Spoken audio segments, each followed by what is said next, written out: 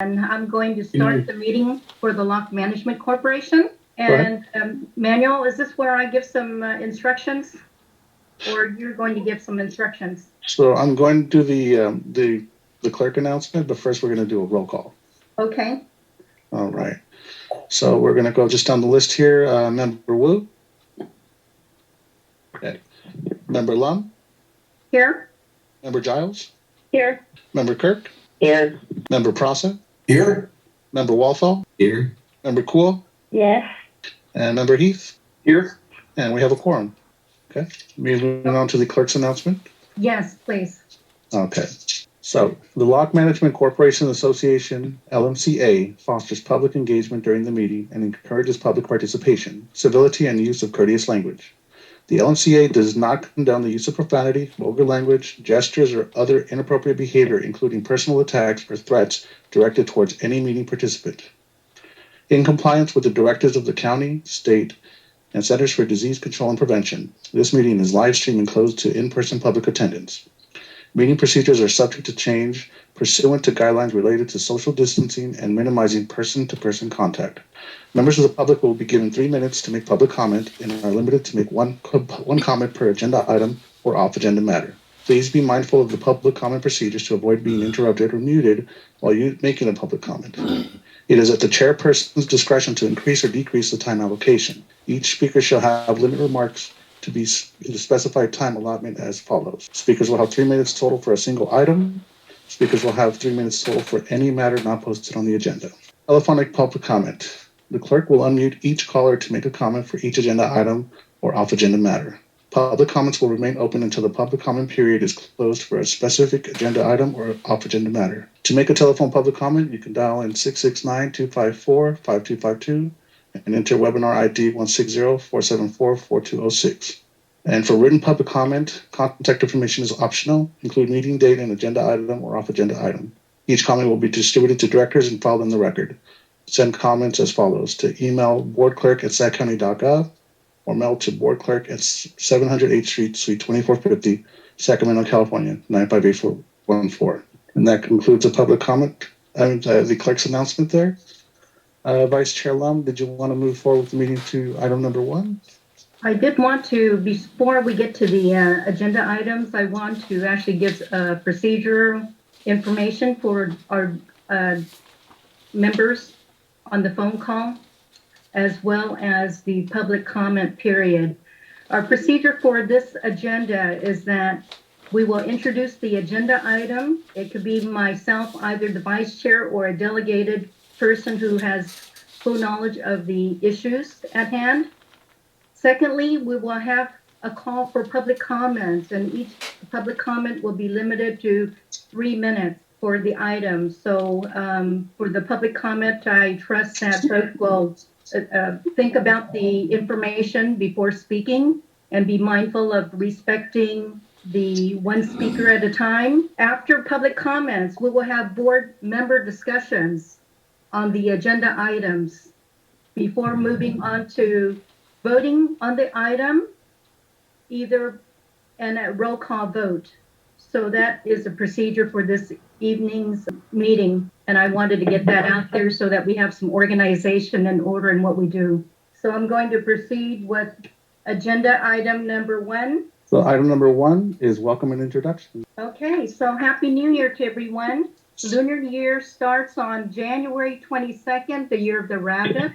We'll have announcements on Lunar New Year in the town of Locke on February 11th. We are sponsoring Lunar New Year festivities, and I'll share more of that information with you. But I hope everyone stays safe and have a good year, and let's be productive and mindful to take care of the town of Locke and keep it strong, keep it healthy, and keep our visitors engaged to learn more about what we do as a historical landmark.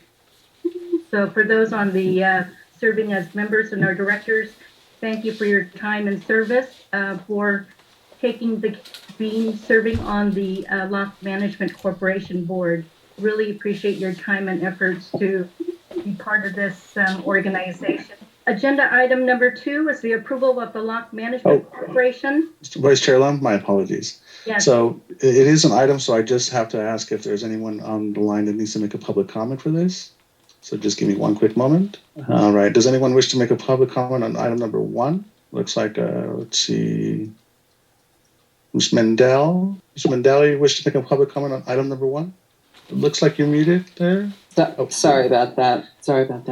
I'm sorry. I just would like to request that Ms. Kirk could somehow mute herself, because I keep hearing Ms. Kirk at every meeting, and it's distracting me from what other speakers are saying. Thank you. Thank you for your comment. I have, let's see, next to speak, Douglas Shaw for item number 1. Mr. Shaw? Yeah. I just want to bring to everybody's attention that the meeting's agenda packet was not posted on the public place such as the boarding house as usual. So I'd like to bring to the attention of the board that they should post the agenda and the meeting material at a public place. The usual place is the boarding house bulletin board. Mr. Shaw, this would be an off-agenda matter here. We're speaking specifically to welcome and introductions. This is the item we're on. Thank you. All right. Okay. Thank you. Ms. Esch, I see that you have your hand raised. Yes, I do. Thank you. You looking to speak on item number 1? Yes. Part of your quorum count, you called Mr. Walthall. His seat expired at the end of last year. And you didn't hold any, and there weren't any elections, any of the annual elections for the property owner seat. Comments such as this would have to be on off-agenda matters. And we do have an item for that. It was having to do with the establishment of the quorum, item number 1. Okay. Does that end your public comment, Ms. Esch? Yes, he is not a board member anymore. Thank you, Ms. And Esch. he was not elected. Either were the others. Okay, I don't have anybody else that needs to make a public comment on this item. So, Vice Chair, if we can move on to item number 2.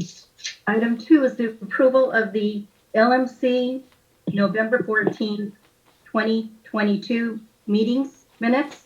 For those that are present, have a chance to read the minutes. Do I have somebody motion?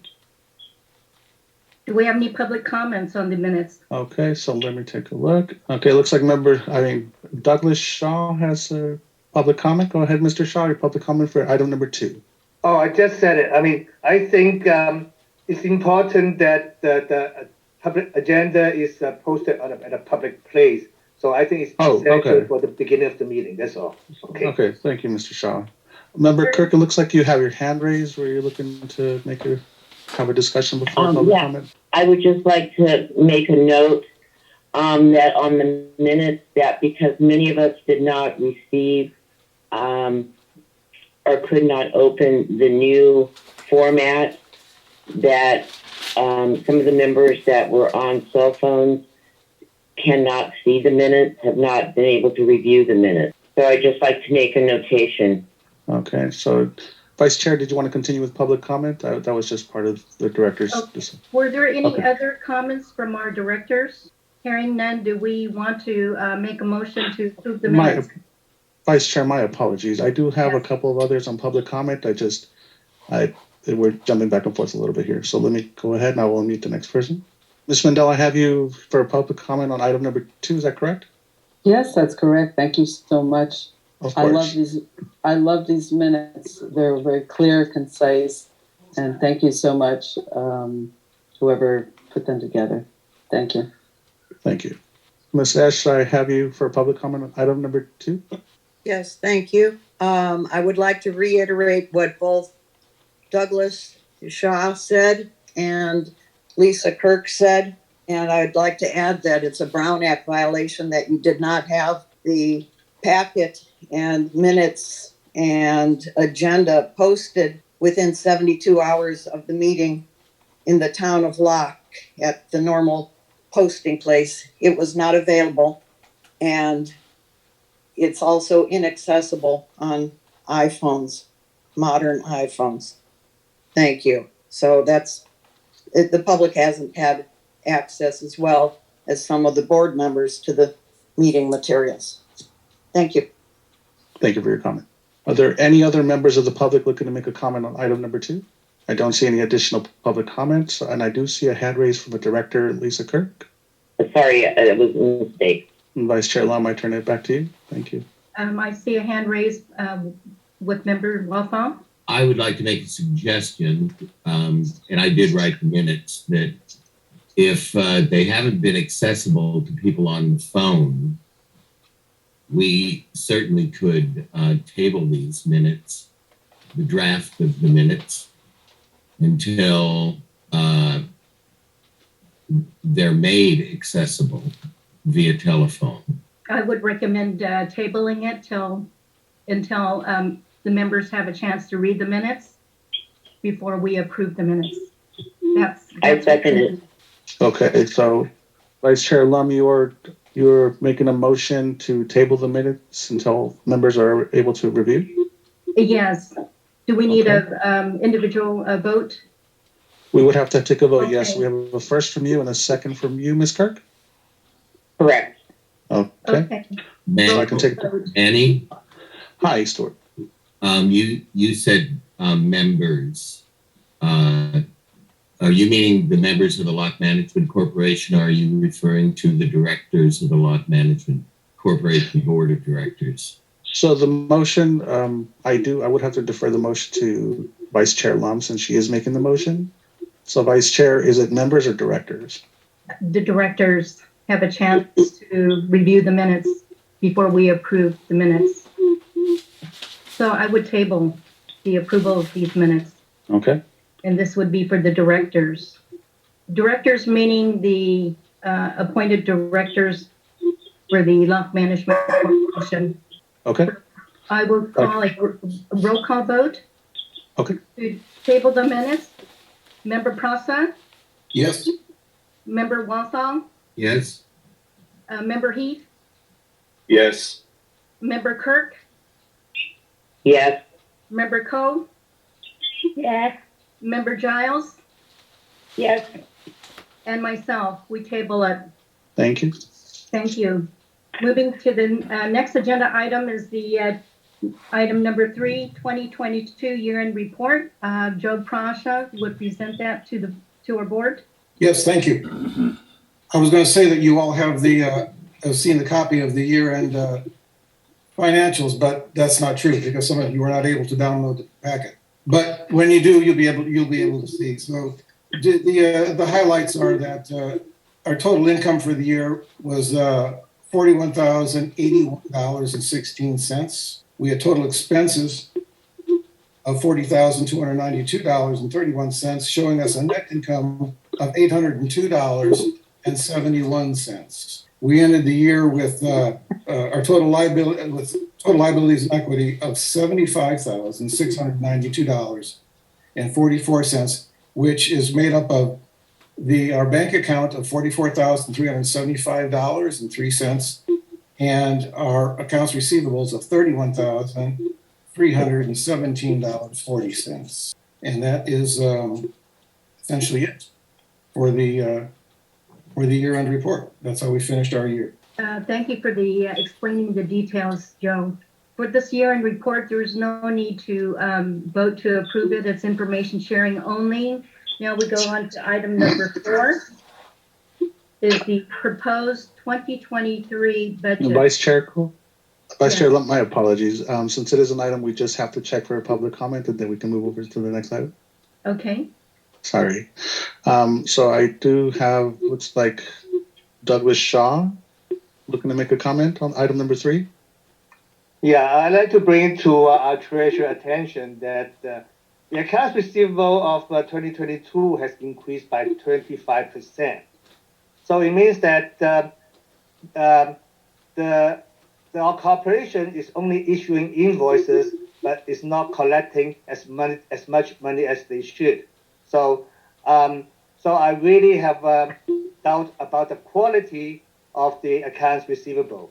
I mean, they are just long overdue, and then definitely the corporation should do something about collecting those receivables, because otherwise they are just figures on the paper, doesn't mean anything.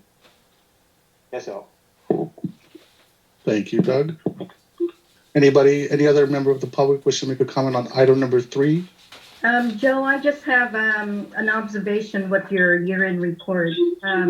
Typically, with multifamily rental developments or any jurisdictions, there should be some reserve account, either operating reserve or replacement reserve, and I don't see a line item in your year-end reports for reserve account. So I would make a recommendation for the 2023 budget to include a line item for reserve account. Sorry, you're talking about the budget. Yes. Okay, I thought we were just finishing up there. Or have we moved on to the budget? I'm sorry, did I miss something? I just wanted to make an observation note that we don't have a reserve account, or is there a reserve account that the LMC possesses? Yes, so now we're over to the budget now. That's a great idea, and I think that's something we should discuss Okay. and work on for the next budget. I think that's a fine All one. right. Yeah. Vice Chair, I have yes, Member Kirk, I see your hand raised. yes, can you hear me? So, we had a contingency fund on the last budget of 10,000. Did we spend that contingency fund on legal? Was that the year-end report? Because I don't have a copy in front of me. So we did have a contingency, and then we also talked about using it for legal fees. So on the existing in-year report, how much should we spend on legal? And there should be a column for that contingency fund, because we had one. Joe, do you Yes. still have that in there? Yes, I do. I put it in there for $10,000. Yes, that's what you recommended last year, I think it was. Right. So we do have a contingency fund. Now, was that how much for the legal fees for the end of this year? For last year, hang on, give me a sec. For 2022? Yeah, give me 1 sec there. I'll find it. Vice Chair, allow me, Thank you. before we continue discussion, I need to just acknowledge, did we end item number 3 already and we're on to item number 4? I believe we're We're discussing on budget 3. now. We're on budget now. Okay. No, because we weren't through with number 3. Okay. So I need the in-year, I need what the contingency fund for the in-year number 3 was spent on and what the legal fees were. Because we haven't gone on to 4 yet, because we had Douglas speak, and then we didn't go on to 4 yet. Okay. There were a couple of questions in the middle of there, but let me back up a little bit and let me try to sort them out here. The one question you had was, what did we spend on legal services for year 2022? And that number was $13,035.14. Okay. Now, And then we had the contingency. yeah. I'm getting there. Okay. So what we did is we set aside in our budget a $10,000 retainer that we were going to deposit with BPE. We never actually did that. We set that aside as a budget item, but it was never voted on or established that we were going to accept that or make that retainer with BPE. And I included it, since we didn't do that last year, we never got around to that. I included it again. You'll see that when you're able to download this thing, Lisa, that I put it in again into the 23 budget, because I think it's a fine idea. So I included And so, it's something we need to and do. we never got a contract with them either, correct? For establishing that retainer. No, we did not last year. We never got around to it. Okay, thank you. Yes. And Vice Chair Lumley, looks like we have Member Walthall with his hand raised. Yeah, referring to the subject that we were just talking about here, it was voted on that we did have the funds for $10,000 retainer with BPE law, of which we never had a signed contract. And during that meeting, we also voted on having a $2,000 reserve fund for the LNC. So I don't know if that shown up in year 2022,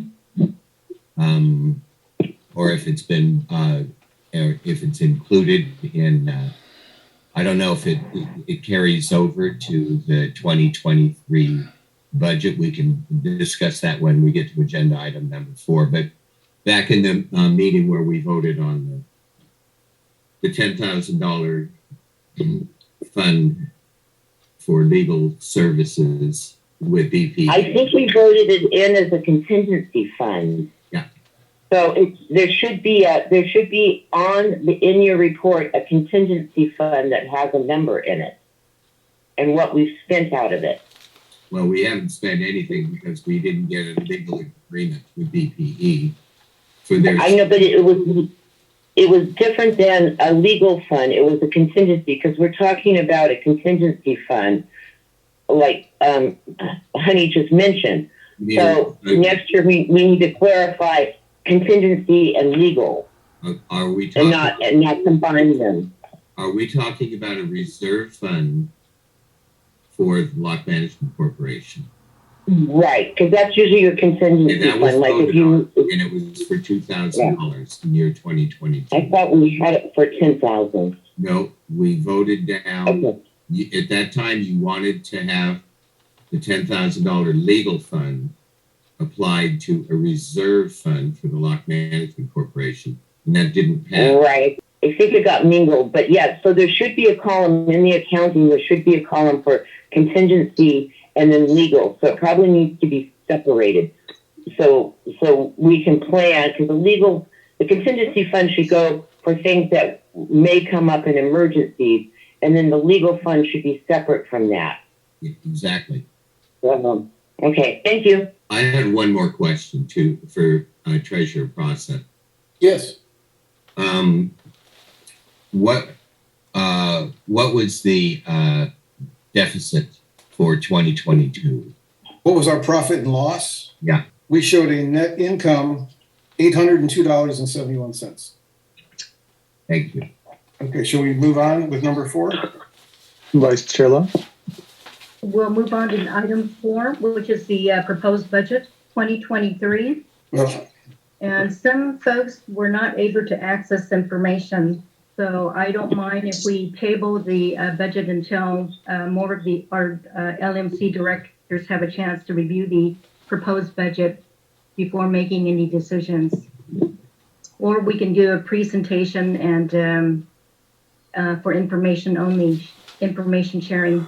okay, I'll do whatever you wish. We can table it, or I can just go down the budget and read off the items. Do you think that would suffice for people, or I'm open to either way? Okay, I think it's good to give an overview of your proposed budget. Sure. So with our income portion, we show we have assessed income, commercial income for $35,640, assessed residential income for $13,680, rental and storage income for $1,080, and projected garden income of $500. Those are the rentals of the garden plots, for a total projected income of $50,900. On the expense side, we have common area labor extra of $846, common area supplies of $547, restroom maintenance of $1,500, common area maintenance for the gardeners, $7,200, and common area maintenance others of $3,000. Show projected bank charges of $140. Our D&O, our directors and officers insurance of $1,232.50. Our town liability insurance policy of $763. Taxes and filing fees of $130. Office supplies, $520. And postage of $1,000. For a total on the expense side of $16,878.50. Professional services, bookkeeping and tax preparation of $5,100. Legal services retainer set aside of $10,000. and projected expense for a property manager of $12,000 for a total professional services amount of $27,100. Utilities, projected security services for certifier. There are monitoring service for the pump of $760. Electricity, common area lights of $9,020. And utilities, mostly made up of the Locke Waterworks, of $1,800 for total utilities of $11,580. That we have a total income of $50,900 and total expenses of $55,558. And we're projecting a budget loss of $4,658.50. And thank you for that overview. Do we have any comments from the public? Okay, let me open up the public comment. Looks like Martha Ash. Under state law for common interest developments, which we are one, the general members are supposed to be distributed the proposed budget for the following fiscal year 45 to 60 days prior to the start of the fiscal year. I have not received one, and I don't know any of my neighbors who have received the proposed budget. Thank you. Thank you. Then I have Deborah Mendel. Yes, thank you. First thing I'd like to say is I'm a former board member and a Locke Management Corporation member. And I really appreciate the work that our current treasurer has put in to his reports and his proposed budget. But I'd also like to say something that's really frustrating me here is that I can't believe that the county representative or anybody on this board of directors has come to this meeting without having previously looked at all the materials for this meeting. It's just ridiculous. It's wasting my time and this whole rest of the board's time to come to a meeting. I access this material days in advance. I would expect the same of my directors. You're representing our town and my properties, and I'd really like this habit changed. You have to come to these meetings prepared. Thank you. Are there any other members of the public that wish to make a comment on item number 4? You can raise your hand if you're on the phone with *9, or you can do so via Zoom by clicking the function to raise your hand. I do not see any other members of the public, Vice Chair, that wish to make a public comment. Any of our directors want to make a comment on our proposed budget? I would recommend that we will not approve it this evening to give members more time to review it. I shall member Walthall with his hand raised. Yes, regarding what Ms. Kirk brought up with the amount of time that the budget should be presented. I'm not sure, and Treasurer Protz can clarify this. Were you treasurer for the whole year, Mr. Protz? No, that's I wasn't, as a matter of fact. So during that time when the budget should have been prepared, I was not treasurer, and we didn't have a treasurer. As soon as I was elected treasurer at our last meeting, I set about preparing our budget. Thank you for that clarification. Then I have Lisa Kirk with her hand up. Stuart, I just want to clarify that I didn't say anything about the 45 to 60 days that the membership needs. That was Martha. And as far as, yeah, okay. And as far as accessing this information, I've been really successful, but I did not get any of this until Friday. Usually the information comes out 72 hours before the meeting, and I did try all day today. So I put a lot of effort in trying to download and have numerous conversations and emails with Manuel trying to get this, because I don't like to work at a deficit either, having information before me. It's really frustrating. So having said that, I appreciate that Joseph went through this and, gave us the information. I don't know how we're going to include the 100,000 from the county into this budget, or if we need to do that at this point. You might ask the accountant how we're going to record that into this year's budget too. And I worked really hard to get that money and worked with Don Natoli to get that money allocated before he left office. So, and that's no cost to the homeowners. It's public money that's going to help with our common area maintenance. So, and I would agree with Honey that I kind of hate to table this because it does have to get to the homeowners, but I'm not sure if the homeowners could access it either. If I had problems accessing this, I'm sure they did also. So I'm kind of up in the air about whether we should table it or just formulate it with the question of how do we include that 100,000 into the budget. And so we might want to table it with the question to the CPA about that future money coming into the 2023 budget. Thank you. Hang on a sec, Lisa. What's the $100,000 you're speaking about? For the walkways, it's the county money. The grant? That Don Natoli. Yes. Grant? So, The grant? Yes. Or what we're calling the grant? I don't think it's actually a grant. It's per se, but Yeah, it's not actually a grant. Lisa, my understanding that money is appropriated for very specific uses.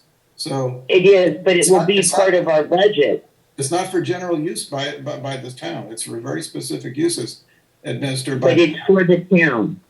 It's for the common area walkway. So, and we should probably do an accounting and include that in your accounting of the proposed budget of how it's spent. So we probably need a category. So you might want to talk to the accountant and ask how we should include this in there. Well, I've already done that, but I've done something better, and that is I've been trying, since I found out about this, the very next day I've been trying to get a meeting with those on the county side who have put this money together for us to answer those very specific questions as to exactly what it's for and how the administration of those dollars will happen. I think once I'm able to sit down with them and talk to them about that, I'll have the answers to that. So that's already kind of in the works. But maybe just ask the accountant how we can, do we put it in as a accounts receivable? But I think there needs to be a fund allocated in the accounting for 2023 on that money and what it's being spent for and where it's going. I'll try to. So there's an accounting. Okay. And I'd be more than happy to work with you on that. I have not seen the contract. I believe the contract is in this package. The agreement and the stipulations of right. Specifics are, yeah. Yes. Okay. Thank you. They don't answer those questions specifically. I'm hoping to get those answers. Right. Yeah. I think you might have to ask the accountant on that one. Okay. Thank you. I do show member Walthall's hand is up. That just covered a lot of ground there, but to go back to the beginning of it, the issue of getting all this information in the agenda package 72 hours on a Friday before the following Monday is an issue. We had tentatively received from the county deadlines for submission of agenda items. We expressed the issue of having such a short amount of time, and the county has assured us that they're going to be moving that time back to give people a little more time in downloading and looking over these materials. So it isn't something that we're not aware of. This has been an issue for quite a long time. Regarding what Lisa brought up about the $100,000 funding from the county, we certainly have discussed this quite a bit. We plan on having a separate account for that. So through the process of administrating the funding, everything will be most likely through that separate bank account. So, and that's been discussed with our bookkeeper. So as far as working it into the overall 2023 budget. I don't know if that's necessary if we have a separate accounting of everything. So that's all I have to say.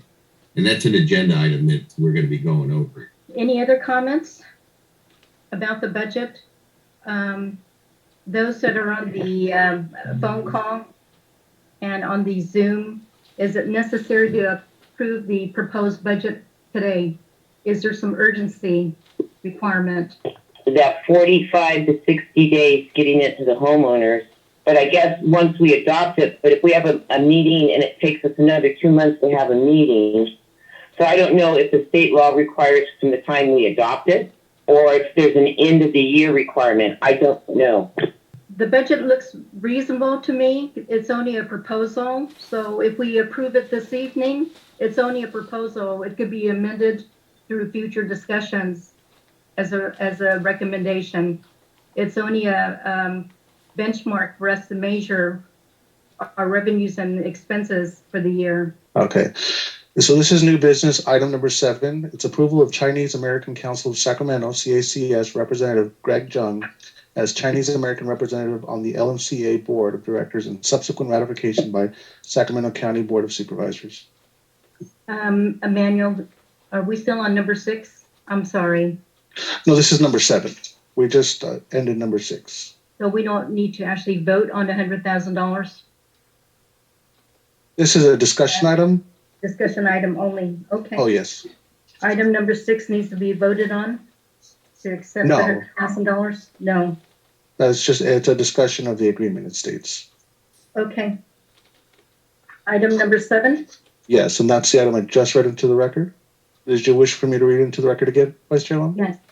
Thank you.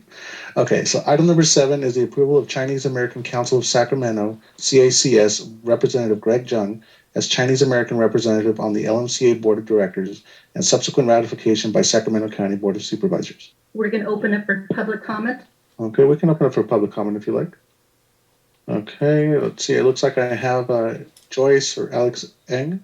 Yes, I'd like to introduce Greg. Greg Jung is a member and a board member of the CACS board for quite a number of years.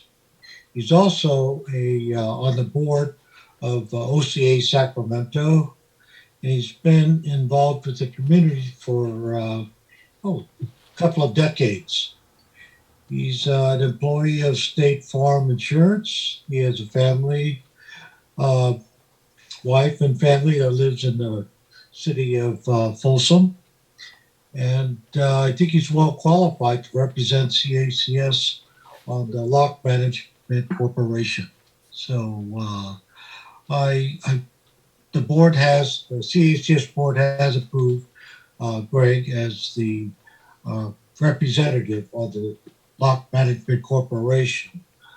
I want to point out that Honey is also on the CACS board, but she's on the LMC representing the Locke Foundation. The question has come up as to whether or not CACS needs to have 2 representatives essentially on the Locke Management Corporation. And I think we need to probably discuss that further. So anyway, introduce you to Greg Jung. Thank you. Thank you for your comment. Hi, Greg. Thank you. Any other public comments? It looks like I had Greg Jung signed up to speak. Give me one moment. Hello, everyone. My name is Greg Jung, and thank you, Alex, for the introduction. This is correct. I was nominated the last CACS board meeting to join the LMC board as a representative of CACS. As Alex mentioned, I am a resident of Folsom, California. I have spent time as chair of the Sacramento Asian Chamber of Commerce, of OCA of Greater Sacramento. I'm also currently a vice president on the Folsom Historical Society, located in Folsom. My project is working in a historical museum. That's just a little about my background. Thank you. Any comments from our directors? I see a hand raised by member Walfall. Yes. Thank you, Alex, and thank you, Greg. Alex brought up the issue that Honey Love is also a member of CACS, but she's not representing CACS on our board. Generally, in our agenda is with today's meeting. We give the opportunity of the representatives of the Chinese organizations and commercial and property owners to give a report if they have one and they want to offer one on who they represent. And Honey, well, I'm a member of CACS, so it's kind of a moot point.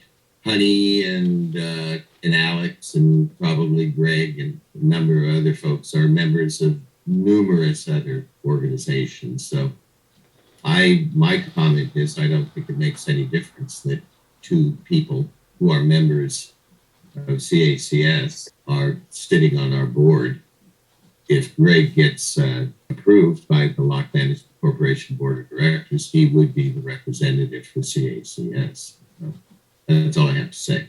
Any other comments from our directors? Hearing none, I would like to thank Alex Ng for introducing Greg Jung, whose background is qualified in the cultural historical perspective. He belongs to the Folsom Historical Society. He also is a community leader with the Asian Chamber, and as well as being past president for OCA Sacramento. So this is a civil rights organization, and he has a very strong network with the greater Sacramento community. So I would make recommendation to our board of directors to accept the nomination and make recommendation to accept Greg Jung from the Chinese American Council of Sacramento as a representative to the Locke Management Corporation. I second it.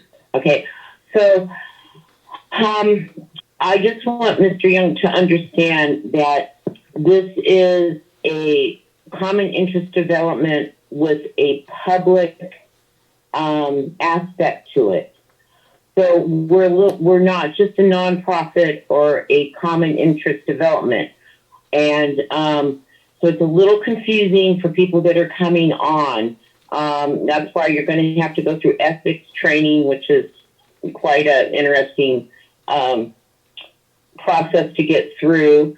But I am concerned because of what happened to the last member, that any concerns that this organization has about members that they appoint, that it is first brought to the LMA. Because our last president, no one from that council came to us and said publicly, you know, we're having an issue with our member on your board, because there were many of us on the board that supported that member. And I just want to make that clear. And also, there is a business community in Locke that needs support, because we do deal with tourists and you know, many people that are coming to the town for various reasons. So it's important that you understand that, you know, as businesses and in Main Street, that we also need your support. And basically, we need, if you do any grant writing, that would be a great benefit also. Thank you. Okay, so I have a first motion from Vice Chair Lund and a second for Stuart Walthall to approve. Is that correct? Yes. Okay. Roll call vote. Member Casa? I vote yes. Member Walthall? Yes. Member Heath? Yes. Member Kirk? Yes. Member Cole?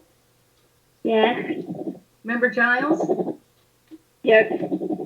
And myself, yes.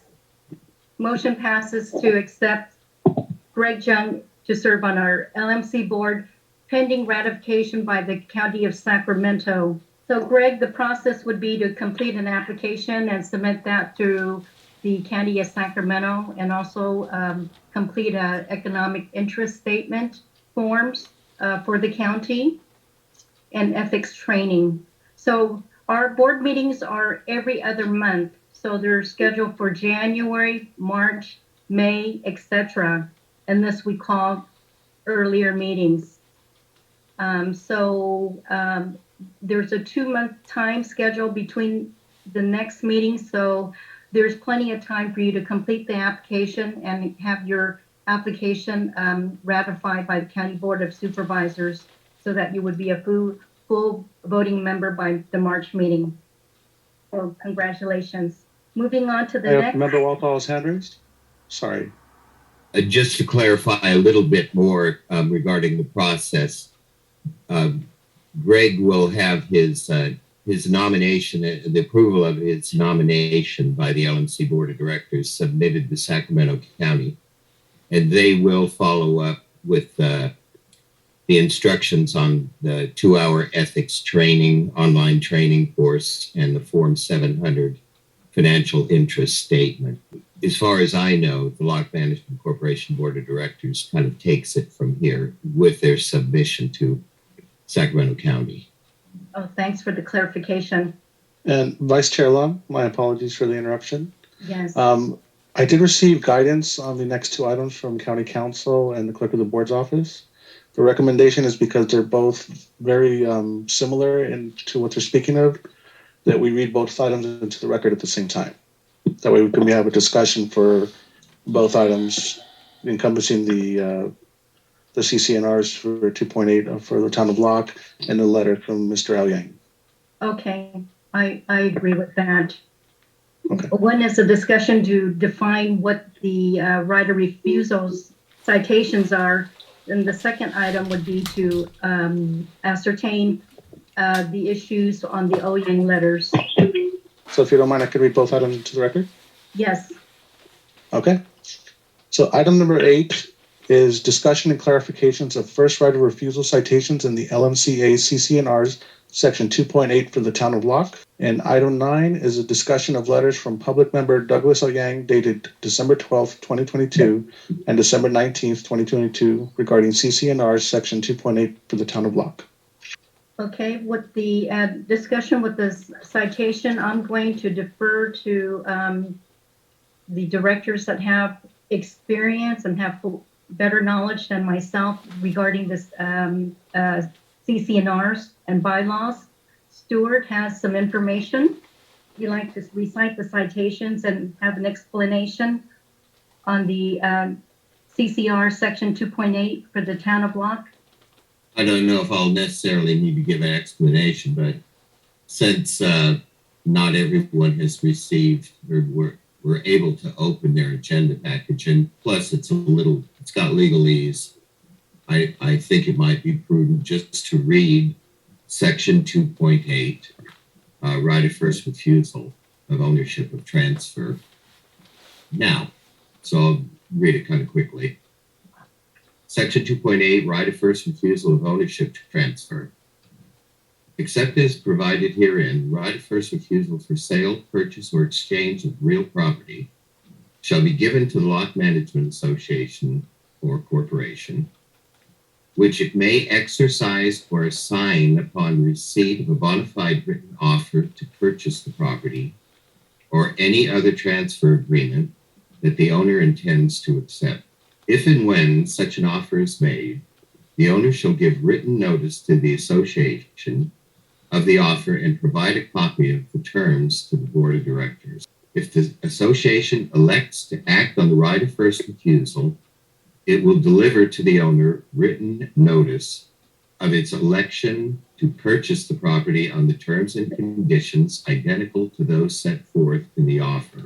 If the association refuses or fails to act on the right of first refusal within 25 days after the receipt of the written notice of the existing offer, the right of first refusal shall be deemed waived. If the association waives its right of first refusal, the property owner may sell the real property upon the same specific terms and conditions offered to the association. The following exceptions to the right of first refusal also apply. A, upon the death of the property owner, the association shall not have the right of first refusal for the transfer of title by will or interstate distribution. And B, Upon transfer of the property to an immediate relative, the association shall not have the right of first refusal. Immediate relative is defined as the spouse, registered domestic partner, brothers, sisters, issue, and lineal ascendants of the property owner often. Okay, that's section 2.8. Kind of a synopsis is that right of first refusal, or sometimes called first right of refusal, pertains only to the Locke Management Corporation Board of Directors. I hope that's clear. Now, I guess it's public comment. Do believe Vice Chair, I'm not sure Mr. Al Yang was looking to speak on the item, I believe, because he's mentioned the agenda. I know that we had discussed it, that he might be speaking on the item. I guess I will have the table during this agenda item, and we certainly want to give Mr. Al Yang all the time that he needs to describe or explain his multiple emails regarding this issue. I'm just not sure if we have Mr. Al Yang speak before general public comment. Can you help me with that, Manuel? I believe since he is mentioned on the agenda, he can have a small discussion with the Board of Directors. This would be outside of the realm of public comment. And then we can follow up with public comment itself, if that's okay. That's fine with me. Since I have the floor, I'd like to welcome Mr. Al Yang, and I'd like to have him explain his concerns. Okay. I'm going to bring him on now. Mr. Al Yang, can you hear us? Yes, can you hear me? Yes. Thank you. I'm not on agenda item number 8. This is a combined 8 and 9. We called into the record items 8 and 9 together. So we're going to discuss them together. Yes, sir. All right. So you have my letters in the packet, and a little bit about myself. Good evening, everyone. My name is Douglas O. Yang. I'm a former principal of a full-service engineering firm. I'm well-versed in all matters of residential and commercial real estate development. With that, I have some expertise in this item number 8 and 9, and the CC&Rs for 2.8. In 2002, my firm and I submitted a proposal to subdivide Locke and to the Sacramento Housing and Redevelopment authorities. We came in second place. I was a little high with my costs. Obviously, I'm from Locke through my letters. My great-grandparents were settlers in 1915 when everyone moved to Locke and started building. So I have that history. I have that emotional connection. But tonight is more of a professional, observation on sections 2.7, 2.8, and 2.9. 2.7 is a standard covenant out of the covenants, conditions and covenants and restrictions. So that's a standard paragraph or section that are found in many CC&Rs that I've reviewed over my 30 years career in development. Section 2.8 and 2.9 are not standard covenant. From a real estate standpoint, in transactional, properties and contracts, the Locke Management Association is controlling real estate processes. And I object to that kind of interference in in real estate in California and the United States. I don't see why the LMA is dictating to the sellers of property which is privately owned. I don't see the reason for it. So maybe Mr. Wathall, I'm sorry if I don't pronounce your name right. I'd like to hear why the LMA controls that process. Mr. Al Yang, the Locke Management Corporation Board of Directors simply follows the bylaws and the CC&Rs that were dictated to follow. So my personal feelings regarding the first right of refusal don't come in to this if this is what you're asking for. I read 2.8. I didn't see an agenda item for 2.7 or 2.9 that you brought up. but sticking with the agenda item 2.8, I think it's pretty clear what I read. So, if I may speak on behalf of the Locke Management Corporation Board of Directors, we are following what has been handed to us from the original CA community CAC report from year 2002 that was ratified by Sacramento County. I do have strong feelings about the right of first refusal, but they play no part in this discussion here. They play no part in your personal feelings? My personal feelings, yes. Oh, good. That's fine. I just had to bring that item up. I don't see why, because of my experience, I don't see the reason why the LMA is inserting itself into a real estate transaction between the seller and the buyer. In one of my letters, I'm just following 9.8 to request an amendment to your CC&Rs, and that's the reason for my letters. Thank you. My pleasure. Thank you, Mr. Elliott. And Vice Chair, did you want to open up the floor for public comment? Yes, are there any public comments regarding the issue on section 2.8? It looks like I have some public comment. I have Corliss Lee. Corliss, you would have to unmute yourself in order to speak. I see your hand raised. Oh, there we go. Can you hear me now? Yes. Yes. You have 3 minutes. Okay. I am the president of the Locke Prior Residents, Descendants, and Ascendants Association, Locke PRDA, or we call Locke Prada. We represent its interested parties. Recent events have exposed continued inequities that jeopardize the Chinese interest of Locke. We are compelled to take action to honor and acknowledge our ancestors who suffered and paved our way. Currently, our association is updating the Locke Prada list to assure that opportunities are available to our members. I am a descendant of Locke, as my parents and grandparents lived and owned businesses in Locke. However, neither my sister, who's age 82, nor I have ever been notified that our own family buildings was for sale. Neither we as descendants nor my parents were ever on the list to be notified.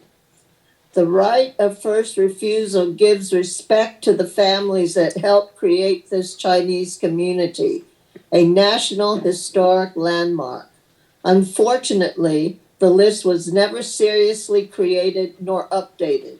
Our intent is to supply the LMC with a periodically updated list to be used for notification of any impending sales. I look at the Star Theater and I am saddened and frustrated. This building with such a rich history is owned by someone who does not care about its heritage. Its condition is deplorable. The price to purchase is out of reach when we should be doing everything possible to preserve it. If we were notified through the right of first refusal, I may have been able to purchase it at a more reasonable price with the opportunity of reviving the Star Theater as a living museum. As much as possible, we are obligated to recognize and respect those who bore great discrimination and hardships, those who for decades were not able to own property.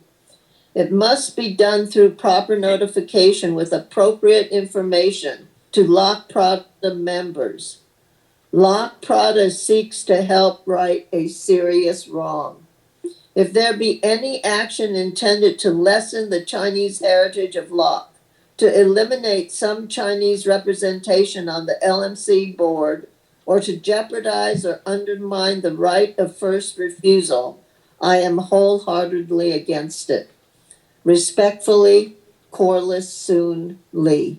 Thank you. Thank you, Corliss. Next, I have Douglas Shaw. Oh, hi, yes. Well, I'd like to say that there are 2 items in our bylaw and CC&R that is to protect the heritage of our Chinese community in Locke, and also to compensate the previous injustice done to the Chinese community to the Chinese Exclusion Act. And these two items are the right of first refusal and the representation of Chinese organization at LMC board. Based on the statement I made to the public, which is posted on the county website, page 122 to 124, that includes my statement, Exhibit A and Exhibit B, and it shows that the right of first refusal was consciously neglected by the previous board when it was first created 15 years ago.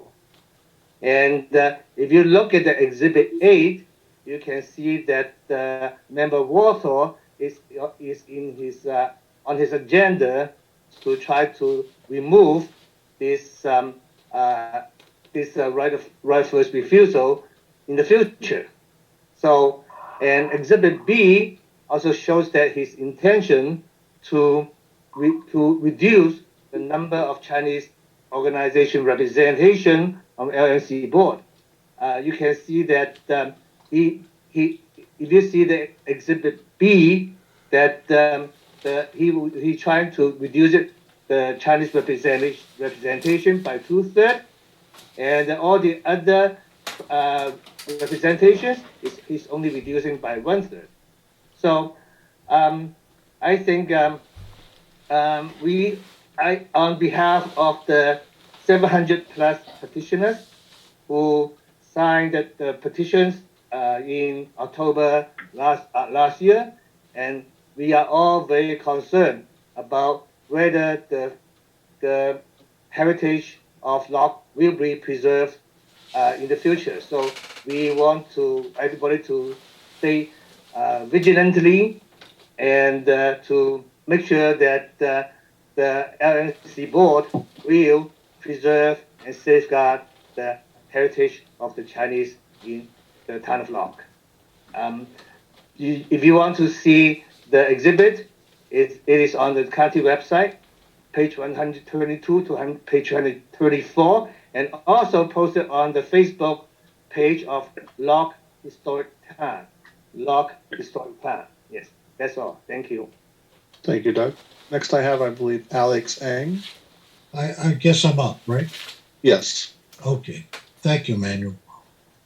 First of all, I'd like to thank Corliss for her presentation, and I understand and sympathize with their family's concerns. First of all, as many of you know, I was on the CACA committee that established the LMA back in 1999. The first right of refusal was proposed to the county as part of the bylaws to try to address the crimes against the Chinese back in the late 1800s. And that was to at least provide some of the descendants of the residents an opportunity to buy into or buy property in Locke when their ancestors could not. This essentially was basically a token gesture, to give people an opportunity to get back into Locke if they so wished. I can't say that it's been a practical part of the bylaws, and I understand there can be and have been issues that have been raised because of it. The history is that the county and Sacramento Housing and Redevelopment agencies and members of the community decided that that should be part of the bylaws. I know it's unusual to have something like this, and I understand Mr. Yang's concerns about how it could interfere with transactions in the future, but that's essentially how it came to be into the bylaws. So whether it's fair or not, or whether it's practical or not, it's there, and I'm glad it is there for the most part, because I think we should address some of the wrongs of the past. Whether or not we can atone for them, that's a different question. So anyway, at least I can give you some information about the history. Thank you. Thank you. Do I have any other members of the public that wish to make a comment on items number 8 and 9 of the agenda? Douglas Yang, it looks like you raised your hand for a public comment. Yes, thank you, Mr. Eng. I didn't know this was a token gesture, in setting up the bylaws and the CCNRs. I think everyone needs to, read the 2.8 and 2.9. This does not address the descendants. There's only one mention of descendants in the CCNRs. There's no mention of descendants in the entire document. So the LMA is the only entity that receives the consideration for right of first refusal. Does that end your public comment? Yes. Thank you, Mr. Yang. Okay, I have one more party, Jessica Chu. Thank you. My name is Jessica Chu. I kindly request consideration to providing an extension for the descendants to make a purchase offer for many reasons, including the most recent air revocation of the first right of refusal that caused a great deal of time and resources to be allocated towards other than responding to the notice. However, most importantly, please consider extending their response time for the sake of the rich heritage of Locke. The community should not seek to sell quickly a property, but rather take the time to identify the right buyer that fits the goals and the objectives of the rich heritage of the community. A good buyer who is patient seeks to not only add economic value to the community, but culturally enrich the community and leave a long legacy that honors the rich heritage there. Locke is a community for which few townships in America can say they allowed the Chinatown to thrive. So for this reason, it's only fair and reasonable to provide the extension. An extension causes no harm to anyone, but offers more time to engage the best buyer. Thank you. Thank you. All right, I do not see any additional hands raised, Vice Chair Lone. I do see Stuart Walthall with his hand raised. I want to thank Mr. Yang for clarifying, and we definitely do need some clarification on this agenda item. It's specifically the first right of refusal for the Locke Management Corporation Board of Directors to either purchase or refuse to purchase a property that goes on sale. I do appreciate what Corliss Lee had said. It was heartfelt, but that is interested parties list. That is from section 10 from the CCNRs. I'm sorry, bylaws, Article 5, Section 10. That's not what we're talking about here. We're not talking about the descendants list to be sent to people. They should not be confused. It's pretty clear that if the LMA gets a notification of an offer of a property, it is strictly for the LMA to decide, do we want to buy that property or not? It's been done 12 times. Only one time has it been exercised that they would buy that property. And that property was the subject of a lawsuit. It might be interesting to know, too, that with the labor involved when a property comes up for sale in Locke, the notification for interested parties, we've only had one person act on even looking at that particular property over all these years. I'd also like to address what Douglas Shaw is insinuating about me trying to diminish the importance of the legacy of Locke. This is why I am chairman of the Locke Foundation and dedicate a lot of my time to the foundation on preserving the legacy of Locke.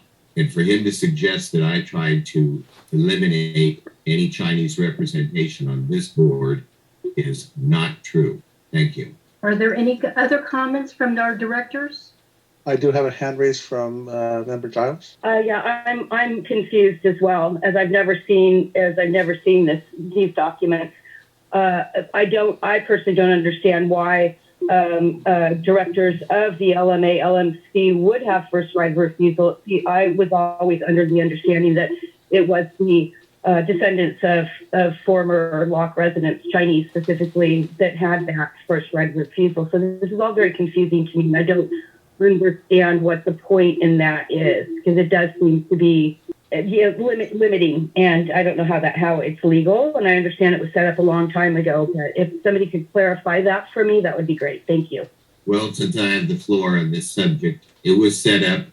It started in discussion, as Alex Ang explained. There was several dozen meetings of the CAC, which was a community advisory committee, in the early stages of the formation of the governance of Locke. The CAC report is lengthy and it's thorough, and it was ratified by Sacramento County. This one issue that's on our agenda this evening deals specifically with, does the Locke Management Corporation want to exercise its right to purchase that property at the price that was offered to the buyer or not? It's as simple as that. This has nothing to do with diminishing the heritage of Locke. It has nothing to do with the interested parties or ascendants, descendants list that was brought up by Corliss Lee and Douglas Shaw. I think it was pretty well clarified by Mr. Aoyan. Jenny, be happy to send you a copy of the bylaws and CCNRs. You should have them being a director on this board. But this shouldn't be that confusing. I don't want to go all sideways here, but a lot of people think that if a building comes up for sale, that a descendant has a right to purchase that because of the fact that they are a descendant, or, to be honest, a certain ethnicity. It doesn't work that way. It's only the LMC board voting to exercise their right on, do we want to purchase that property or not? Does that help, Virginia? Jenny? I see Jenny is muted. Jenny's muted. Can you hear me? Yeah. Can you hear me now? Yeah. Thank you. I guess my question is, now that you've clarified a bit more, if the town, it doesn't sound like the LMC has ever purchased a building other than the one, Martha Esch's former building. Well, obviously there's not money in the coffers for the LMC to do that at this point in time, but it's the whole of the LMC. And how does that work? Does it come out of the LMC coffers, or it doesn't go to specific individuals on the LMC? It's for the LMC to buy as a whole, not as an individual member. Correct? Okay, thank you. And I do have Member Kirk's hand raised. I think under 2.8, where the confusion lies is may exercise or assign. And I think it's the word assign that makes it questionable on who we could assign the building to. Do we assign it to a previous descendant in 1953? But the problem is this is both in the CCNRs as a responsibility and in the bylaws, and that we would have to change both documents if this was revised. And I've been in Locke almost since the conception of the LMA and have seen many first right of refusals.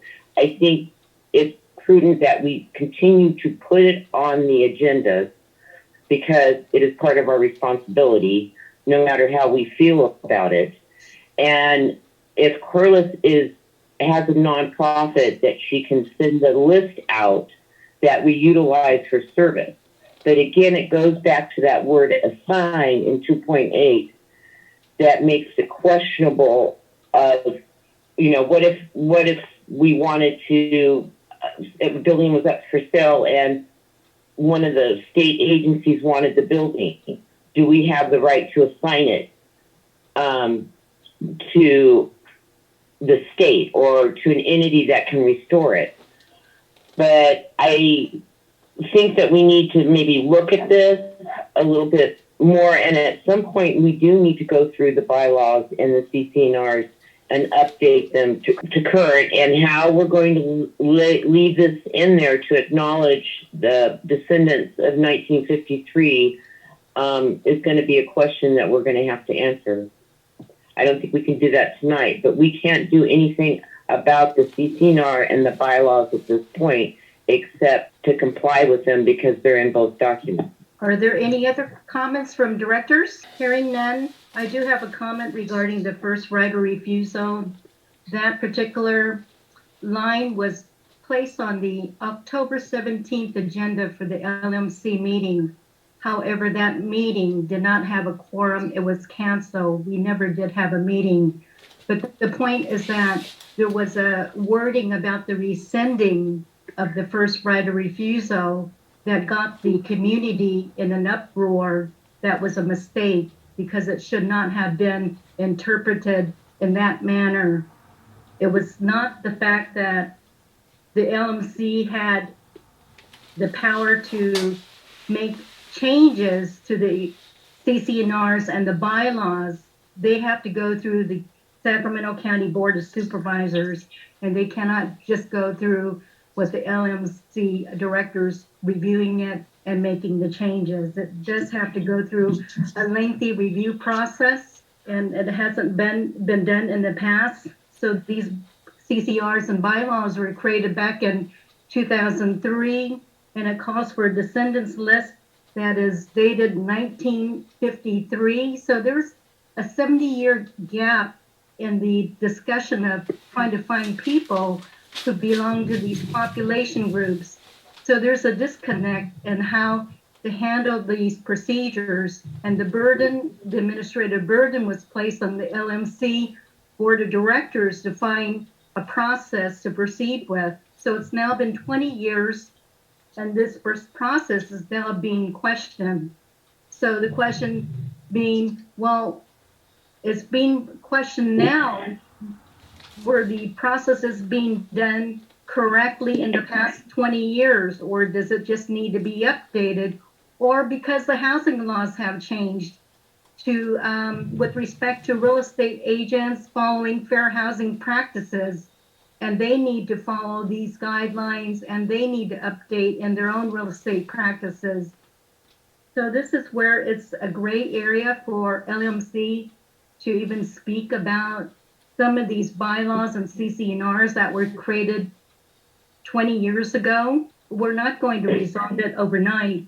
It'll take a time process, and I appreciate the comments that Corliss Lee gave on the fact that in past we do currently want to take care of a historical landmark. This is the only rural Chinese community that was created in the whole U.S. that is being recognized. But the fact is that, how do we educate the public about the cultural aspect of the town of Locke? That's where the Locke Foundation is that educational component. So there's a balance there in helping out with the cultural heritage of the town of Locke. But on the LMC side, we have to take care of the property management aspects. So are these property management aspects, are they current? They need to be changed. This is somewhere our board of directors need to think about strategically in the next year. What do you want to accomplish? What do we need to do, given the time, given the limited resources, to protect the town of Locke, to keep it healthy, to help the residents, to help the business owners, and to bring more visitors to the town and have recognition. So this is where the information sharing from a word choice from an agenda item has caused some havoc on the community to understand what is the issue at hand on the first right of refusal. It only pertains to the Locke Management Corporation, whether or not they will buy the building if it becomes available. At this point, we don't have the money to buy a building, and that's the reality. I see Member Kirk's hand is up. Early back on, I contacted the Department of Real Estate to see if the CCNRs went through them for review. And they told me because Sac County was the subdivider that they did not go through a review. And since there's language in there that refers to a certain group, the only other thing I could think of is that if we did change the CCNRs, they would have to probably go through the Department of Real Estate for review since we're going to update them. I don't know if they could be any assistance prior to that at taking a look at our CCNRs. Are there any other comments from our directors about agenda item 8 and 9, first right of refusal or comments from Douglas Oyang letters. And thank you, Douglas Oyang, for bringing the information to our attention. I don't So see should any we hand raised. continue this? We don't Should have we any continue other this comments? item? Should we continue this item as unfinished business? Because if it falls off the agenda, then it's not going to be addressed again. So this isn't an action item, correct? This is discussion. It's discussion. Okay. Hearing. So maybe we should keep the discussion on is to look at the bylaws and the CCNRs for updates, not only for this issue, but some other issues as well as like complying with the Brown Act also. Any other comments from our directors? I see Member Walthall's hand raised. Regarding what Ms. Kirk just said, I don't know if we need a lot more discussion regarding the right of first refusal, but overall, holistically, I think reviewing, especially after the amount of time that the Locke Management Corporation has been functioning, reviewing the bylaws and CCNRs would be a good idea. When the amended bylaws for the Locke Management Association were submitted to Sacramento County, and I won't get into all the details of what those amendments were, it was not passed. However, during discussion with the Sacramento County Board of Supervisors, and especially with Supervisor at the time, Don Natoli, said there's plenty of headroom where changes can be made. That even if there's small things like the number of board members, the duties and responsibilities of the board members, etc.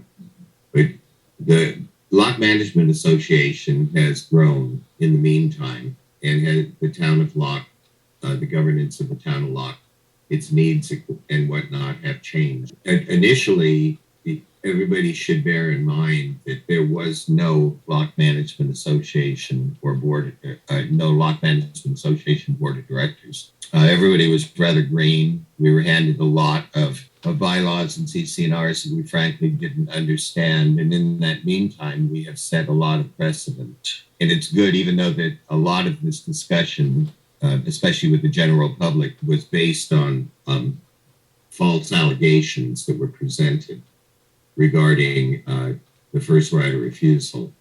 It's good that it's been brought to the table and discussed, especially with people like Mr. Oyang, who has expertise in these matters, and in conjunction with the information that we've gathered in the meantime. It's good that these things have been aired out. And I just hope, despite all the damage that was sent out by the false allegations regarding the first right of refusal, that what we're discussing here will also get out into the general public. So I would concur with Director Kirk that whether it be through forming a committee or having general discussion at meetings, the reviewing of the bylaws and CCNRs could only help, even if it means just reinforcing what our responsibilities are as directors. So I don't know how we would agendize that. And I'm not proposing any specific agenda item. Just to keep the ball rolling, I think it's a good idea. We could keep it as a general, any suggested changes to CCNRs and bylaws. Yeah, I don't know if under old business. I don't know if it's the time and place to be doing it right now. But not at the moment, because we have some more pressing matters to hire a property manager to take care of the town of Locke. We do have some important. If you just keep it on the agenda, because I've noticed in a lot of committees I'm on that if it goes off of the agenda, it falls out of attention. Okay, noted. Okay, no other discussions, and there's no vote needed to for items number 8 and 9. Moving on then to agenda number 10, the election of the LMC chairperson. And so Vice Chair Lum, we did get some clarification from County Council, and they made some recommendations for the vote for today. So I'm just going to read those recommendations first, and then we can proceed with the item. Is that okay? Okay. So the recommendations for this are as follows. For Vice Chairperson, opens nomination for Chairperson. A second is not required. Directors may nominate themselves. No second is needed for nominations. After all nominations have been made, Vice Chairperson closes nomination period. Each nomination is then voted on by the board by voice vote. Vice Chair does not need a motion or a second to conduct the vote for each nominee. Vice Chair begins voting by stating the name of the first nominee and saying, for example, John Doe has been nominated for chairperson. All in favor signify by saying yes or aye. Those opposed signify by saying no or nay. A roll call vote is then taken. Follow the above process until all the nominees have been voted on. County staff record the votes for each nominee, tabulate the votes, and then announce the nominee that has obtained the most votes for chairperson. Thank you. I'm opening the nomination for the chair. I'm going to share my screen for this. If you don't mind, I'm going to have a tally vote over here. Okay? Can everybody see my screen? Yes.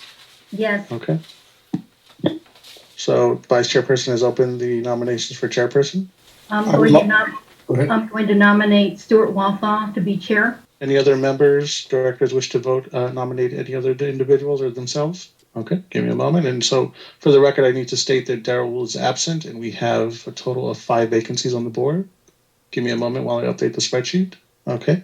So Vice Chair, you begin the vote by stating the name of Mr. Walthall, and then you can state he has been nominated for chairperson. All in favor say yes or aye. Those opposed say no or nay. And then you can take a roll call vote. Does this not involve the person nominated accepting a nomination? You know, I don't have language for that. You're right, Mr. Walthall. Give me a moment. Okay. I believe you would have to accept the nomination, but let me check very quickly with my supervisor. So I'm going to stop sharing my screen for just a second. And just in case, Director Walthall, would you accept the nomination? Yes. Okay, give me a moment while I clarify. Okay, so Member Walthall, you would have to officially on the record to accept the nomination. So do you accept the nomination for chairperson? Yes. Thank you, Member Walthall. And so Vice Chair Lum, if you can do a roll call vote. I nominate Stuart Walthall to be the chair, and all those in favor saying aye, and I would take a roll call vote. Member Prosser? Aye. Member He? Aye. Member Kirk? No. Member Cole? Member Cole? Oh, no. Member Giles? Aye. And myself, yes. Okay. Motion carries. Stuart? So let the record reflect that Stuart received 4 votes, 2 no votes, and we had 1 absent, making Stuart Walthall the chairperson of the Locke Management, aka Corporation Association. Do I vote on that manual? My apologies, Mr. Walthall. So yes. Yes. But, I want to clarify that, I'm doing this because we need a chairman. I would love if somebody else stepped up. I know I can't keep my mouth shut, but we need to move on.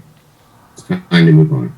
Thank you, Member Walthall. I've updated the votes and it reflects 5 votes. That's 5 yes votes, 2 no votes, and 1 absent. Congratulations, Director Walthall. Congratulations. Okay. Then moving on to the. I have one question. Are you still going to represent the secretary position also? Yes. Okay. All right. Thank you for that clarification. I should have asked before. And Vice Chair Lum, we can open up the floor for public comment if you'd like. Public comments regarding the vote? Yes. Are And there so there's I do see 1 hand raised. Give me a moment. Hi, is this Doug Shaw? Do you wish to make a comment on item number 10? I would like to suggest the county office to check whether it is legal to hold chairmanship and secretary 2 positions at the same time. I seriously have doubt about that. Does that end your public comment? Yes. Thank you, Doug. Are there any other members of the public that wish to comment on item number 10 of the agenda? I do not see any other hands raised. Okay, no other hands raised. We'll go to section 3, reports, announcements, and updates. Any board comments? Any board comments from item number 10? Let me take a look. I don't have any other board comments. I do show a public comment, but the public comment period has been closed. So for you, Vice Chair Lum, did you wish to move to the next item or continue discussion? Move to next item. Item 11, report from residential building owners. Representative? All right, we have a report. Okay, yeah. Well, that would be me. And I've reported this for several meetings, and obviously we need to now get serious with the problem with garbage and garbage cans in Locke, especially after this windstorm. There's approximately 20 garbage cans that are now being placed in common area next to the restrooms. Many don't get emptied. What's happening is residents, whether they be property owners or renters, and I'll have to speak on behalf of renters with this too. I've been finding it much more convenient just to leave their garbage cans. And after this last storm, a lot of them have blown over and they're full of water, and some get shoved in the back and they don't get emptied. And we'll have to put some of this blame on us as Locke Management Corporation directors that we have not really acted upon this. I will draft the letter and submit it to the Locke Management Corporation Board of Directors for their approval. And this, I almost consider this an emergency thing, which would mean that we could address this before the next meeting in 2 months. But this is the first thing that people see when they come into Locke. And it's disgusting what's going on over there, and it's continually getting worse. I will do that. There has been some tree damage, which I'd like to clarify the way the Locke Management Corporation works. The LMC is in charge of common area maintenance. They are not in charge of private property. In fact, there had been an issue quite recently where part of a tree from a property owner's property blew onto Main Street, and the renter had approached the landlord, and the landlord deferred the cleaning up process to the Locke Management Corporation. That isn't how it works. One is responsible for what's going on their property. On the other hand, we did have a tree blow down in common area next to the boarding house, and a part of a tree, and we're having our maintenance man come out in the morning and rectify that situation. It's important for everybody to realize kind of the chain of command and who's responsible for what, particularly if it's a member of the board of directors where this situation applies. I'm also going to speak on behalf of the Wali, even though that's a commercial building, but I think I know a little bit more than our commercial property reps do, because I've been involved along with Treasurer Prasa, in the process of notification of the safety hazards associated with the Wali building. We have sent out numerous certified letters to the original owner has passed away, so we're going to descendants now. We're going to have to step it up a little bit and kind of strengthen our language with getting the windows fixed and solving the pigeon problem going on there. Unfortunately, there's some folks in town that think we're doing nothing regarding that troublesome building, and I want to assure them that we are trying to handle it. And if we're going to do our best, we're going to have a little bit stronger language with what's going on there. There's been damage done in Locke. There's, problems with the overhang at the Yun Chong building. More tin has flown off of the Star Theater. That will be, first of all, we'll talk to the owners, talk to them personally. Then we'll just proceed from there. But it's been kind of a mess with all the storms. So that's my report. And that's also from the commercial building? No, that's residential, and okay. Probably need public comment. It's a separate agenda item, etc. Any public comments? Let me check. Are there any members of the public that wish to make a comment on item number 11 of the agenda? 12. I have this listed as item number 11. Okay, I may have an old agenda. I'm sorry. No worries at all. I don't see any public comment. I do see Member Kirk with her hand raised. Did you want to close public comment, Member Vice Chair Long? I close the public comments for item 11 and proceed Okay. with item 12 on Oh, commercial. sorry, Vice Chair. I have member Kirk's hand raised for item 11. So, the buildings that are basically abandoned probably should be turned over to the county and ask the county to evaluate them and write letters to the owners, because they're really in charge of public safety in the county. I would make that suggestion. And just so you know, Jenny and I have continued to clean up the streets and keep the streets clean. And I've done as many leaves as I could. I've tried to keep them out of the two drainage at the end of the street.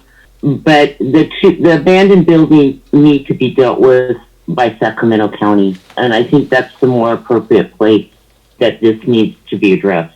Those are my comments. Thank you. Item number 12. So item number 12 is report, yes, from commercial building owner representatives. This is Eric Heath. I can speak on this item.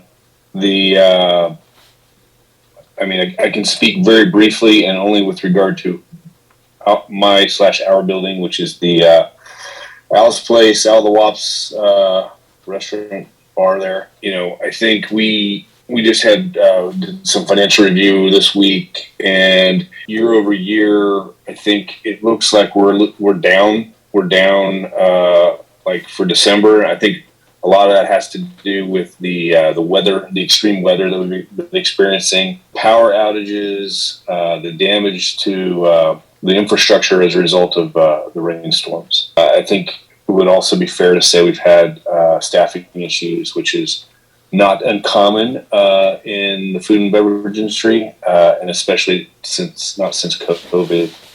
But otherwise, we do see persistent traffic, and things are going fine. I would note we're obviously interested in supporting whatever efforts to bring more visitors to Locke. So whether that be Chinese New Year event or whatever, love to support that. That's just a high level, no real update from me. I don't know if Ginny or Lisa have other things to comment on. We didn't sync up on a kind of business owners or business roundtable update for the meeting. I have hand raised by member Kirk and then member Giles. Yeah. So my business is definitely feeling the effects of the recession, and combined with the storms and the power outages. There is a chamber mixer at Al's on Wednesday, correct, Eric? You are having a chamber mixer. Yes, indeed. Forget? Indeed we are. I actually just met with my fellow owners this evening at 5, and we talked about that very thing. There will be some light appetizers available for those who wish to attend for the Chamber of Commerce meeting, which will be on Wednesday. Sorry, thank you, Lisa. Okay, and also last year we did a full ad. We tried to include everybody in the Delta Life magazine. I think we're now doing it more as individuals, which is a great publication. I'm also a member of the Ileton Chamber that comes out with a lot of good information, and I think Al's is going to also join them. So as we combine forces, because I think we've got a rough year ahead of us. Thank you. Okay, thank you for sharing. No other. I have a hand raised by member Giles. Thank you. I think because of the recession, my business is down substantially. It's quite scary, actually. I haven't done the numbers yet, but I'm going to say 30% generally, and in December, probably closer to 60% down. And it's very frightening. Lisa's absolutely right. We're in for some really, really hard times. So the more that we can do to bring people into Locke and to make Locke prominent is going to be very important for all of our survival. I've done a couple of street fairs. One of them had this last year and the year before. This last one had to be canceled because of the rain. And that was really disturbing because we do get a lot of business coming through when that happens. Unfortunately, much of it's out of my pocket. Thankfully, the foundation paid for the insurance this year, but I was still probably about $300 out of pocket. So it would be great if the businesses who are profiting from it could kick in a little bit. So any ideas would be great. And that's something we could all get together as business owners and talk about later. Thank you. I have a hand raised for Member Walthall. Yes, I like what's going on right now with that, especially with the inclusion of Ms. Kirk and Ms. Giles. We had previously, I don't know if it was voted on, but it was strongly suggested that we give lock merchants the opportunity to address. I still don't know if we formed a lock merchants association or not, but I'd like to simply suggest that during the agenda item for commercial property owners, that we welcome any business owners to chime in and if they want to speak.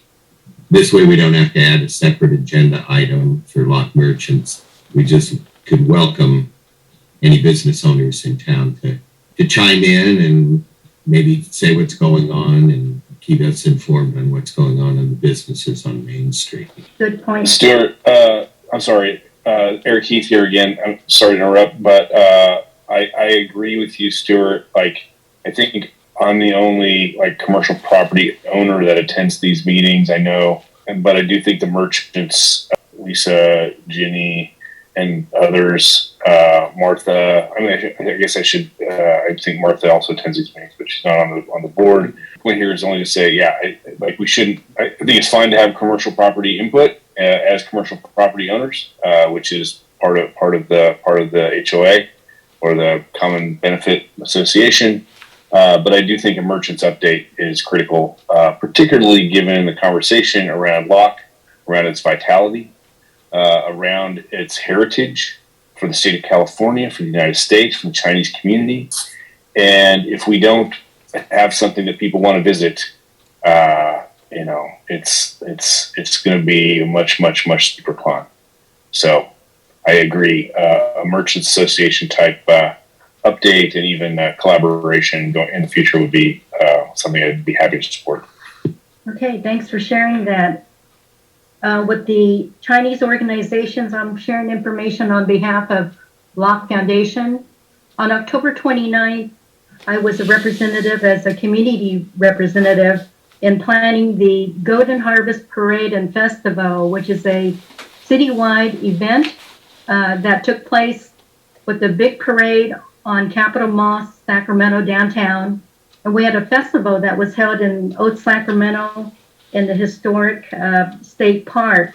So we had partners like the California State Parks, the California Railroad Museum, as well as a private partnership and the UC Davis Medical Center in providing COVID testing. Overall, ethnic performers on stage at the historic park, and also a number of entries with the parade.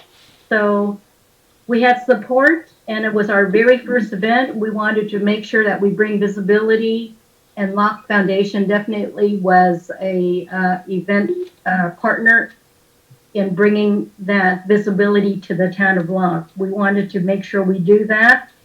In addition, Locke Foundation will be hosting Lunar New Year on Saturday, February 11th, 12 noon to 4 p.m. on Main Street. We'll have line dancers, martial arts, flower arrangement presentation, painting and calligraphy contest, Chinese musical performance, New Year cooking lecture, free snacks, and red lucky envelopes, the first 100 folks who are being part of that event. So we also thank Mark Miller on the Pearl Gallery. We're going to be using his space for the cooking lecture by David Suhu. So we encourage the merchants in Locke to perhaps think about having outdoor tables for display or for sales. We'll think about the weather and see how we can do that. Jenny is really excellent with doing that. In addition, the Locke Boarding House Museum will be featuring a new exhibit. We're borrowing an exhibit from the Chinese Historical Society, San Francisco, 11 panels showcasing the early pioneers of Chinese history, including we have issued the winter newsletter. So if you go to the Locke Foundation website, you're going to see the quarterly newsletter, and the oral history project really features some really nice stories about past residents who lived in the Delta. Lucky Chan, Lincoln Chan, the pear orchard owner and his family. So I encourage you to look at the website and see how information can be improved to help showcase LMC in some ways. Unexpectedly, of course, as you all know, James Motlow passed away on August 8th, and his family has set up funds passed through the Locke Foundation, and those can be used for scholarship, a memorial in his name. So just want to say that he is sorely missed as the author of Bitter Melon, and lived in Connie King's old home. The Chinese American Council of Sacramento is planning a field trip to Yosemite National Park May 15th to the 18th, and they're going to somewhat trace the Chinese contribution in building some of the trailways, as well as the renovation of the Chinese laundry in Yosemite National Park. So if you're interested in attending some of these events, please see the websites at Locke Foundation and Chinese American Council of Sacramento. So that's what I have to report for the Chinese organizations. Item number 14. I just wanted to ask you a question. When you do these outside fundraisers, do you take the Delta Life magazines with you? When we do, is there any? Good question. Like for example, we have the Golden Harvest Parade and Festival, Pear Festival. When we do marketing and outreach, we take different information to share with the public. So Delta Life is one. The boarding house brochure is another item. The Locke Foundation newsletter, as well as the one-page fact sheet on the oral history projects. So, because we want to share information and get people excited to come and visit Locke. That's what we're doing. Right. But the Delta Life, helps people explore the whole region, Yes. So okay, thank you. And when I'm a docent at the Locke Boarding House Museum, I do encourage folks to take a Delta Life with them so that they can explore other places along the Delta area. Okay, no other announcements with the organizations. We move on to agenda number 14. I'm sorry, this is Jenny. I have my hand up. I just wanted to comment, thank you so much for all the information, honey. And secondly, to answer Stuart's question, yes, we do have a merchants association. It's not in writing, it's nothing formal, but yes, we do. And I have to admit, I've been negligent on that, just trying to deal with my own woes. So I'll get back on that. Thank you. Hi, Vice Chair Lum. Hi, this is Manuel. My apologies. It looks like I accidentally muted you, Vice Chair. If you could just unmute yourself. And I wanted to go over a couple things. We were on item 12, and we did not open or close public comment for item number 12. Okay. So, hi. Are there any public comments? We do have to check, and let me just see. I did see a hand raised for public comment when we were on item number 12. Give me a moment. Doug Shaw, I did see your hand raised for item number 12. This was for commercial building owner representatives. Were you looking to make a public comment? I'd like to comment about the Merchants Association. I mean, I think it's a really good thing, and I think the sustainability of town of Locke is dependent on its merchants on the main street, and I hope that the Merchant Association will be more inclusive. They will include everybody, because I know that in the past there is certain merchant member was actually excluded from any kind of participation for the town events. So I hope that this time it will be more diverse and inclusive. Yeah. And secondly is in response to Member Warsaw, he said that the right of first refusal lies with LMC, and Hi. yeah, I think for that reason, sorry, For that right of first refusal was a different item. We were specifically talking about commercial building owner representatives. Okay, all right, thank you. Thank you. Okay, and then for item 13, do we have any public comment or do we have any directors that still want to comment on item 13? I do see members Kirk, Giles, and Walthall. No, I'm good. Member Giles, did you want to go ahead? Yes, I spoke. Thank you. And then member Walthall? Yeah, I'd like to augment Honey's nice, thorough report too. Now, this is referring to the Chinese representative from the Locke Foundation Board. The Locke Foundation, in addition to all what Honey has said, really does make a point of getting people to Locke. There's been no mention of the docent tours, which, you know, because of the weather, our tours have been way down. But we do get visitation of approximately 7,000 people through the Locke Boarding House Museum, and we always tell them, have you gone down Main Street? Have you checked out the museums and the businesses? We try our best to get folks to go into all the places. It'd be more helpful if we had, we being the Locke Foundation, at our disposal, the days and hours of operation for the businesses. And hopefully they would be consistent. So that's just a suggestion. Because like I say, there's a lot of folks that come through the foundation.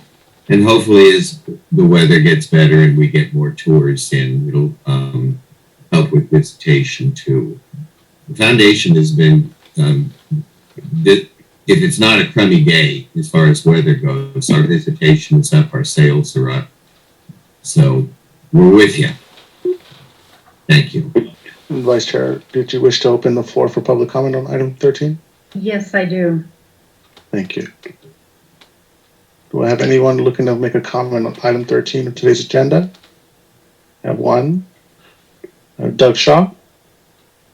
Yeah, oh, okay, I would like to bring this up. Member Warsaw brought up that the right of first refusal lies with LMC, and that is a very powerful position. Hi, Doug Shaw. Yes. Hi, this is a comment specifically for a report from Chinese American organization representatives. Okay. The right of first refusal was on this items But I think this is to do with the Chinese community, right? I think that has got everything to do with Chinese community. So I think you should let me speak it.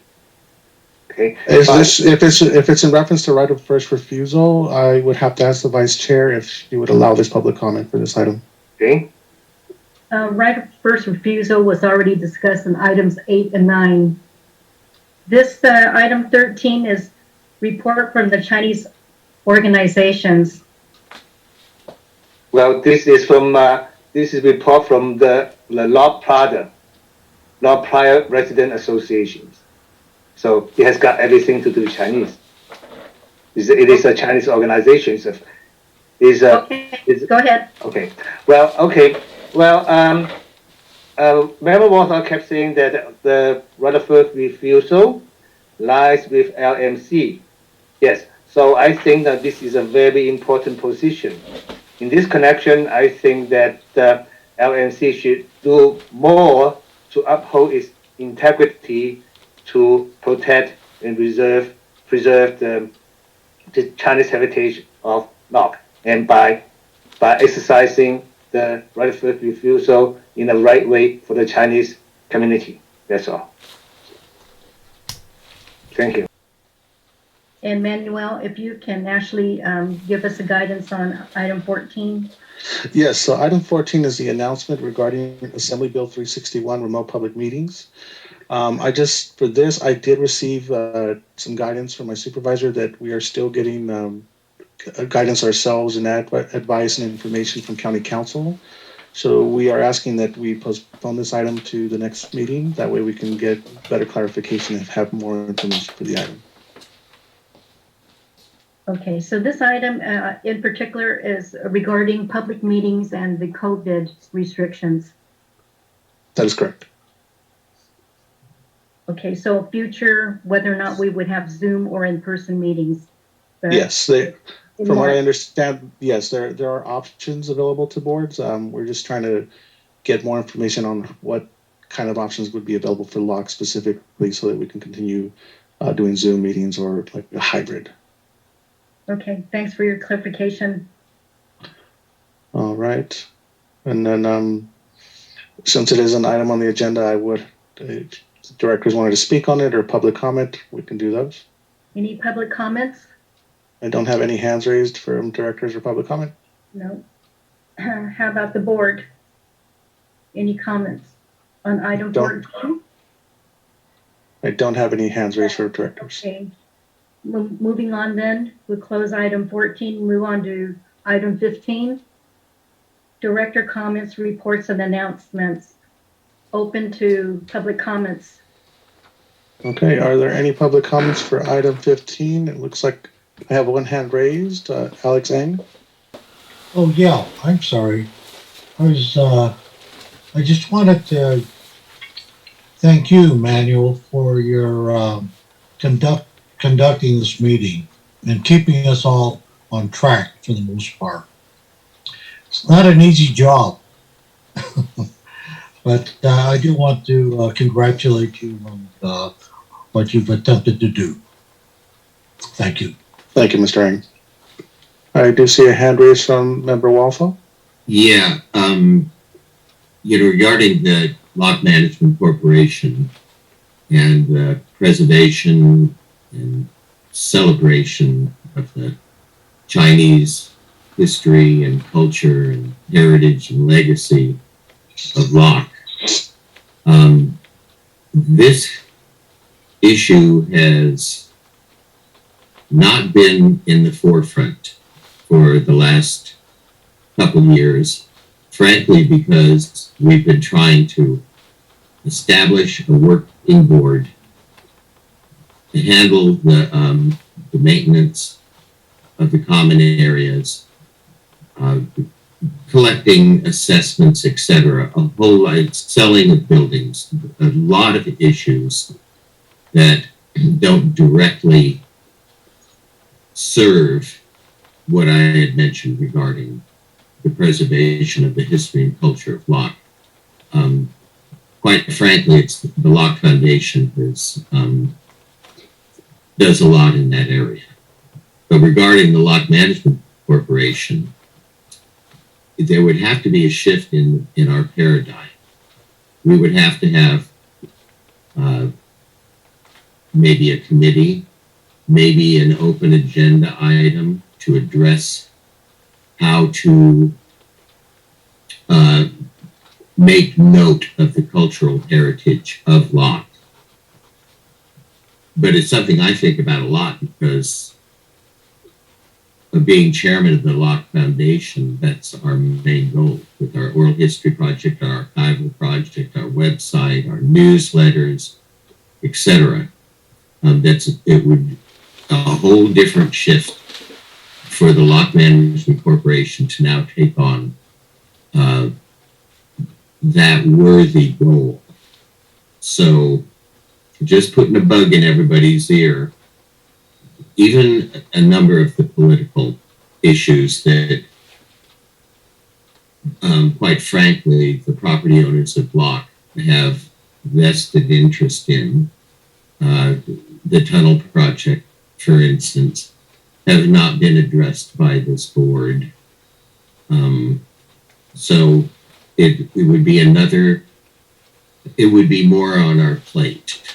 And if we had more involvement with all of the directors of this board, it would be easier for us to take on more responsibilities as a Locke Management Corporation. So I'm not offering any solutions here, but I do want to point out what our recent history for the past couple of years has been. And it has not included a lot in the arena of Locke's cultural heritage or the politics surrounding Locke.